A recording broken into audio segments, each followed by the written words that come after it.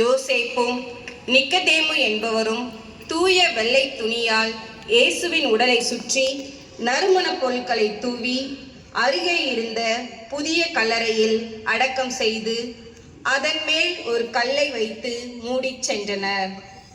நரிகளுக்கு வலைகள் உண்டு, குருவிகளுக்கு கூடுகள் உண்டு, மனுமகனுக்கோ தலை சாய்க்க இடமில்லை என்று இதோ தலை சாய்த்து உறங்கிவிட்டார். ஜெபம். நாங்கள் வாழ்வு பெறும் பொருட்டு உமது உயிரை எங்களுக்காக கொடுத்த நல்ல ஆயனே, அன்பின் கட்டளை எமக்கு கொடுத்த இறைவா, அயலாரை அன்பு செய்யும் நல்ல உள்ளத்தை தாரும், பிறருக்காக வாழும் தியாக உள்ளத்தை தாரும்.